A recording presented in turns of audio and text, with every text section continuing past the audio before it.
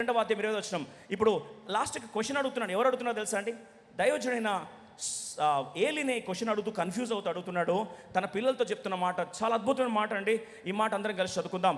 నరునికి నరుడు తప్పు చేసినలా దేవుడు విమర్శ చేయరు, కానీ ఎవరైనా యెహోవా విషయంలో పాపము చేసినలా వాని కొరకు ఎవడు విజ్ఞాపనము చేయును, ఎవరు మీడియేటర్గా ఉంటారు అనెను. అయితే యెహోవా వారిని చంపదలిచి ఉండను కనుక వారు తమ తండ్రి యొక్క మొరను వినకపోయారు. ఇప్పుడు దైవజుడైన ఏలి అంటాడు, తెలుసు ఏలికి, అయ్యా నా పిల్లల విషయంలో పిల్లలతో అంటాడు, అయ్యా మీరు తప్పు చేస్తున్నారు కదా, ఇప్పుడు మీరు దేవుని వ్యతిరేకంగా తప్పు చేస్తుంటే మీ పక్షమును విజ్ఞాపన చేసేవాడు ఎవరుంటారు? మీరు చేసే తప్పు ఎవరు వ్యతిరేకం చేస్తున్నారు?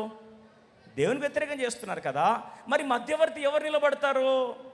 Who can stand for you and mediate for your case? అడ్వకేట్గా ఎవరు నిలబడతారయ్యా? మీరు మనుషులు వ్యతిరేకం చేస్తే మనుషులు నిలబడతారు, కానీ మీరు ఎవరు వ్యతిరేకం చేస్తున్నారు? నాకు చేస్తా హెచ్కి అని దేవుడు ప్రాణం తీసేస్తాను, నీ కుటుంబం సరి చేసుకో, నీ ఇల్లును నేను కంప్లీట్గా తుడిచి పారేస్తానని దేవుడు చెప్పాడా లేదా? ఎస్ అనే వాళ్ళు చేస్తాడు. అప్పుడు హెచ్కి ఏం చేశాడండి?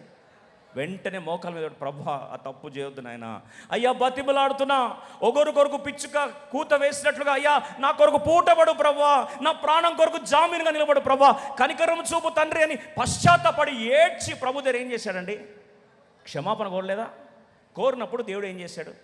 చేయదలిచిన తీర్పును విత్డ్రా చేసుకున్నాడా? ఇచ్చేశాడా? విత్డ్రా చేసుకున్నాడు. 15 సంవత్సరాల ఆయువు ఇచ్చాడా లేదా? ఎస్ అని వాళ్ళు చేతండి. యోనా వెళ్ళి నినివే ప్రజలకు ప్రకటిస్తే చేయదలిచిన తీర్పును దేవుడు వెనుక తీసుకున్నాడా? తీర్పు తీర్చాడా? త్వర చెప్పండి.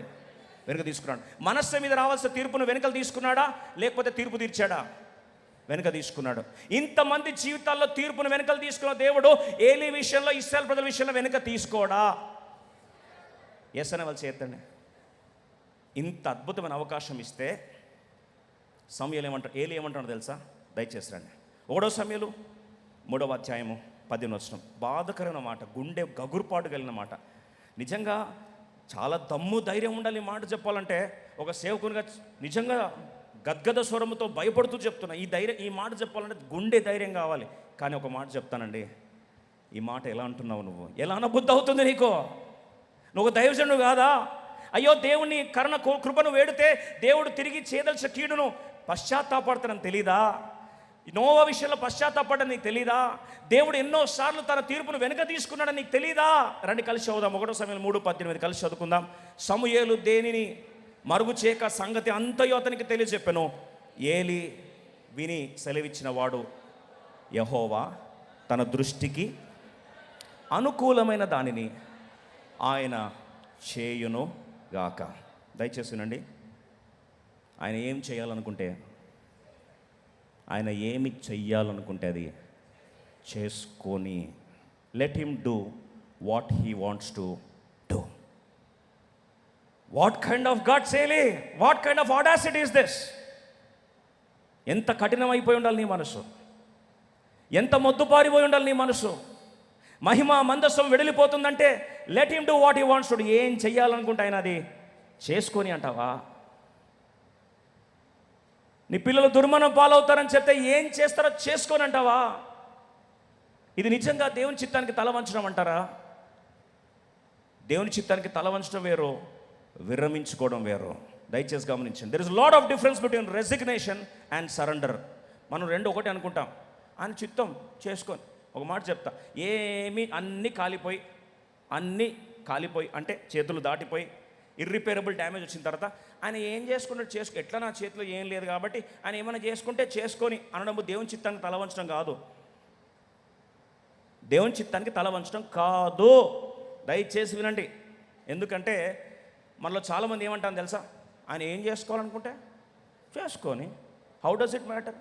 ఆయన చెయ్యాలని ఫిక్స్ అయ్యాడు కదా, దేవుడు చెయ్యాలని ఫిక్స్ అయ్యాడు కాబట్టి ఇంకా నేను ఎందుకు ట్రై చేసుడు? ఇంకా ఇది విరమించుకోవడం అంటే, నేను పోరాడడానికి కూడా నాకు ఓపిక లేదు, విశ్వసించడానికి నాకు నమ్మిక లేదు, ఓపికతో ఉండడానికి, నాకు దేవుని దగ్గర వేచి ఉండడానికి, దేవుని దగ్గర ప్రాధేయపడడానికి, దేవుని దగ్గర గోచాడుకోవడానికి, దేవుని దగ్గర బ్రతిమలాడడానికి ఇంకా నాకు ఇంట్రెస్ట్ కూడా లేదు.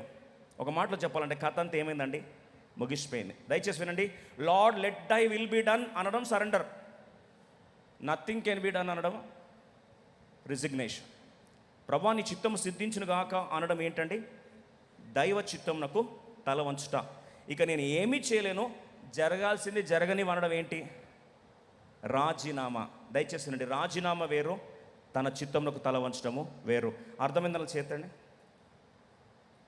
ఇంకెట్లా చేయాల్సింది ఏమీ లేదండి అనేది దేవుని చిత్తానికి తల వంచడం కాదు, సమర్పణ కాదు. సమర్పణలో విశ్వాసం ఉంటుంది, రాజీనామాలో నిస్సహాయత ఉంటుంది. Please understand this difference. In surrender there will be faith, in resignation there will be helplessness. ఇంకా నా వల్ల కాదు, నా శాత కాదు, నాకు నిరీక్షణ లేదు, ఇక నేను ఏమి చెయ్యలేను అనుకుంటావు కాబట్టి ఆయన ఏం చేయాలనుకుంటే అది అంటే విరక్తి చెందిపోయి ఉన్నా.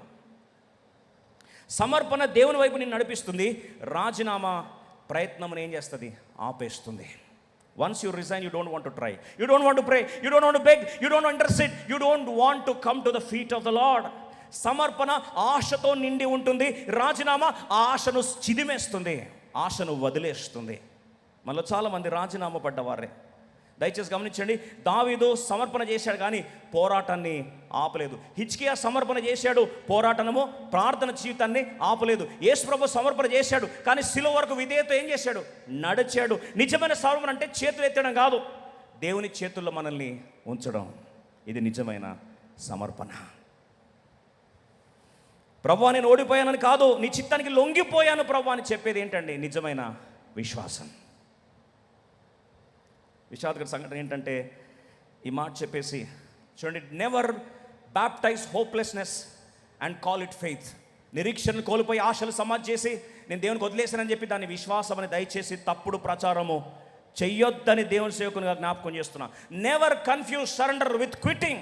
విడిచిపెట్టేస్తా, ఇంకే నాకు వద్దు అని వదులుకోవడానికి సరెండర్కి రెండు ఒకటి అంటే తప్పు. నీకు ఇంకా ఊపిరినంత వరకు, ప్రాణం బ్రతుకున్నంత వరకు నిరీక్షణ విడిచిపెట్టొద్దు, ప్రార్థన జీవితాన్ని మానొద్దు, దేవుని దగ్గర బ్రతిమలాడము మానొద్దు, ఆశలు సమాధి చేసుకోవద్దని దేవుని సేవకునిగా జ్ఞాపకం చేస్తున్నా. ఈరోజు చాలామంది వదిలేస్తారు దేవుని చేతికి, ఆశలు సమాధి అయిపోయి. కుటుంబం బాగోతో నిరీక్షణ లేదు, వ్యాపారాలు బాగోతో నిరీక్షణ లేదు, పరిచయం బాగోతో నిరీక్షణ లేదు, ఇవన్నీ సమాధి చేసేసి దేవుడు ఏం చేయాలనుకుంటే చేసుకుంటాడులే, నేను చేసేది ఏమి లేదు, చాలా ఆలస్యమైందని ఈరోజు విరమించుకున్న తల్లిదండ్రుల గురించి జ్ఞాపకం చేస్తూ ఒక ఆత్మీయ తండ్రిగా బాధ తప్పు హృదయంతో జ్ఞాపకం చేస్తున్నా. Don't resign to faith till God says it is over, the story is not over. దేవుడు కథ ముగిసిందని చెప్పేదాకా కథ ముగియలేదు. ఒక మాట